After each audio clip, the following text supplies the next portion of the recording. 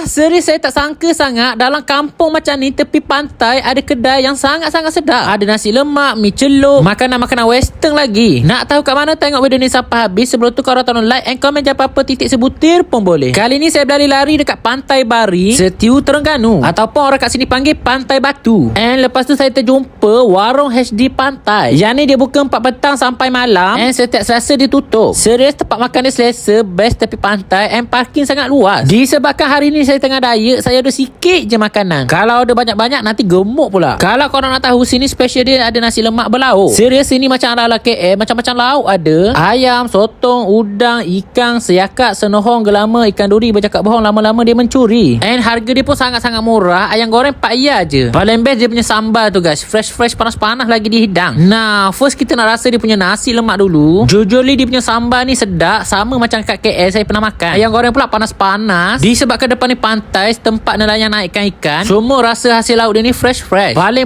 saya suka dia punya sambal tu guys, sedap juga. Memang tak hairan orang selalu ramai kat sini. Next pula kita nak rasa dia punya mi celup. Macam-macam pilihan mi, macam-macam pilihan lauk ada. Nah, dia punya kuah ni memang legend guys. Nak lagi padu korang kena perah asam limau, barulah dia akan ada timbul rasa kick macam tu. Serius memang sedap, penuh dengan lauk. Sekali angkat memang lauk je naik. Dia punya perut, daging tak lihat langsung. Next pula kita nak rasa dia punya Maggi celup, and dia juga datang sekali dengan telur gedi. Serius bagi saya memang sedap, and harga dia tu memang tak logik guys. Sangat-sangat murah, memang harga kampung. Next pula kat sini juga ada masakan western. Kita ada chicken chop. Nah, korang tengok dia punya ayam ni memang besar sangat-sangat, lembut, crispy dekat luar, nikmat sangat waktu makan. Sos black pepper dia sedap, siap datang sekali dengan fresh and coleslaw lagi. Ataupun nak lepak-lepak order fresh pun boleh. And next kita nak rasa dia punya meatball. Rasa daging dia kuat. Saya suka dia punya cheese tu guys, lemak-lemak je. Next korang juga boleh order Maggi burger. Masya Allah, tengoklah dia punya telur kuning guys. Aroma rempah kari dia memang lain. Dia rasa lagi lemak and lagi aromatik. Ada bau bawang, mungkin dia tumis dulu. Mantap.